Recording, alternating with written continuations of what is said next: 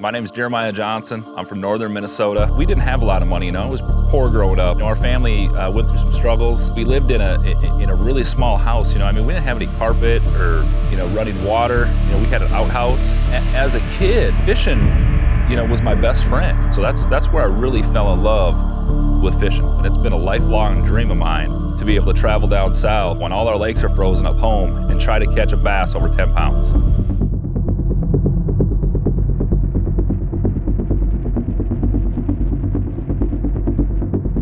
Oh yeah, that's a real good one. Pre-spawn Texas bass. Biggin', oh God, big one. Yesterday it was 84 degrees. Giant, biggin', dude. Oh God, this could be it. This could be it, this could be it, this could be the dime. Oh, look at that thing. Biggin', that's a biggin', dude. This is, whoa, way bigger than I thought it was. Yes, that is a pig. Oh God.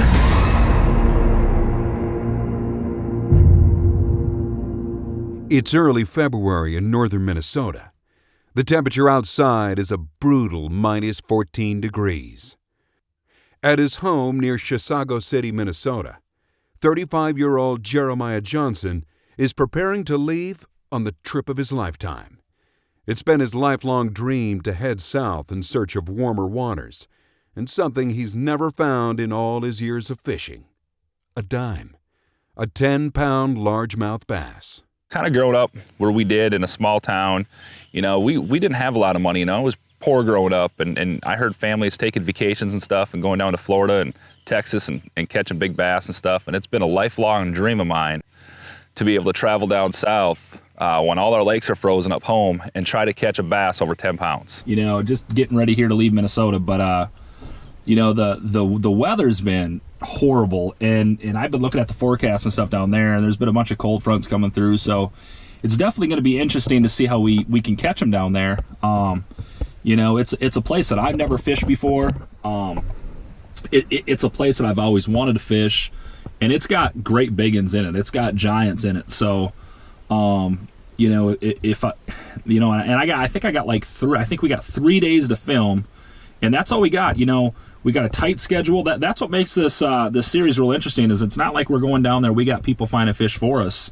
I've taken a little bit of information and some knowledge and talked to a few people and stuff like that. I haven't taken any wake points, so just going down there. I'm gonna try to figure them out, see what happens, man. And I think when you do that with an open mind, that's when you have the most fun. Is you just put the boat in the water and you go out there and you go fishing. Pulling a 21-foot bass boat over frozen roads is no easy feat. It's an anxious time for Jeremiah. He's trying to make it to a friend's house in Missouri late tonight. The weather, however, doesn't seem to be cooperating. One of the hardest things about living in the north and stuff like that and trying to travel with a bass boat is it's snowing all the time up there. And, just trying to get to Knoxville was an absolute disaster. First it was the fog, then it was freezing fog, and then it was snowstorms. I'd end up getting 2 hotels, so trying to dodge everything was tough. I had to take different routes and stuff like that. And man, it was tough to get to where they were. Nightfall brings little comfort. As the temperatures fall even lower with the darkness, the roads can become even more dangerous with the threat of black ice. However, in the major metropolitan areas that Jeremiah is currently traveling through at the moment, the roads seem to be well cleared. Finally, Jeremiah reaches Iowa, and the threat of frozen precipitation is gone. The temperature has climbed above the freezing mark. However, Jeremiah now has a new major obstacle to overcome: fog. A thick, dense layer of fog is now making travel difficult, putting Jeremiah even more behind schedule. Well, in any case, man, we're getting closer. Looks like we're 419 miles from Missouri, so that's where we're going to take a little pit stop. Got to break the boat in tomorrow. Basically, this is the journey, man. This is, living the dream. Doing the 7 episode of Pursue of Dimes. So yeah, stay tuned, and we're going to kind of keep you updated here throughout our stops and and trips and stuff like that. So we're going to try to record and keep most of this as real as we can for the viewers and stuff like that. But so far so good. We got 41 degrees, so we got to worry about nothing freezing or this fog freezing, but it's super windy. It's about 15 to 20 mile an hour winds. Super foggy, you can't really see, so it's taking me a little bit longer to get down here than I like, but in any case, we're about to roll, so appreciate you guys following along, and next stop's probably going to be south of Kansas City somewhere, so I'll see you guys there. Having arrived in Missouri at his friend Greg's house, Jeremiah takes time the next day to fish one of the nearby Missouri reservoirs, wanting to sharpen up his skills. He hasn't been able to fish since the ice covered the lakes back home in northern Minnesota months ago. Anywhere you go in the country, you catch an 8-pounder, especially in Missouri. Different state. Look at the size of that freaking beast. Look at the belly, guys. Look at the belly on that thing, dude. Here's the cool part about it. Just getting ready to start filming In Search of Dimes. Hopped on this lake that Early said to go to, catching 8s. Our goal's a 10, man. We ain't did it yet, but 40-degree water temp, guys. So it's not like it's super warm, you know, but again, just another absolute giant. After catching some nice-sized largemouth bass in Missouri, Jeremiah heads off to Knoxville, Tennessee, where he'll meet producer Mark Manis to drop off some camera gear and continue on to Lake Chickamauga, not far from Chattanooga. You know, and the first trip was producer Mark Manis. You know, he had a Pro Team Journal shoot, you know, with the legend Denny Brower, and so I had to get the camera gear to that shoot because I had it all, you know, back home up in my truck because they shipped it all up there. So, you know, I had to navigate down to where them guys were in Knoxville, and man, you know, it was the first time I really got to spend some time with Denny Brower. And what a great guy, man. He was cutting up at dinner and just a good man, and you know, taught me a little bit and gave us a few pointers as well.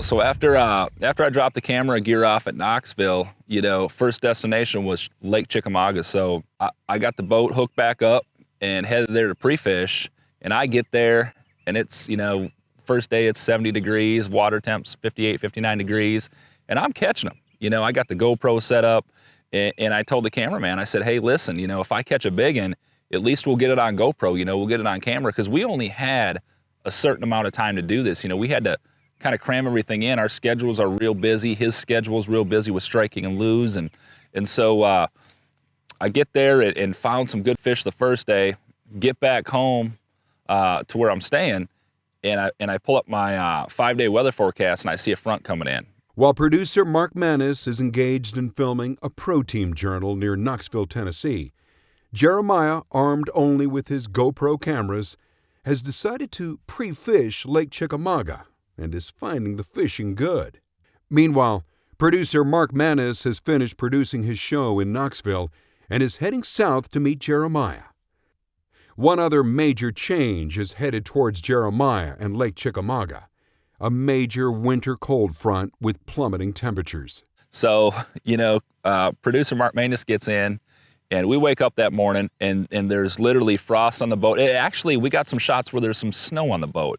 It was like 26 degrees, super, super big cold front come in, and it was kind of funny. We're all bundled up when we get out there. I'm like, where'd everybody go? I'm like, we got the lake to ourselves. And the minute I get into the back of this cut where I caught him, I drop the trolling motor, turn the graphs on, and I see 44-degree water temp. Actually, it was 42-degree water temp. So, you know, 12 to 14-degree temperature change overnight, it wasn't good. And so the fun began there.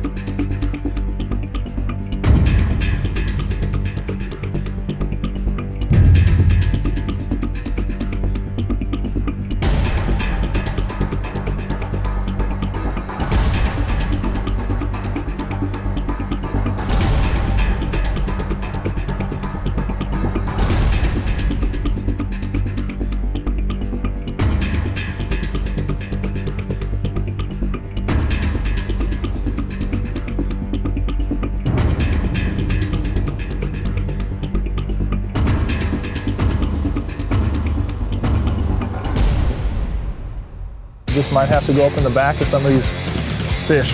Not a dime, but she'll be there one day here. There he is. Fishing has always been my best friend, and I think it always will be.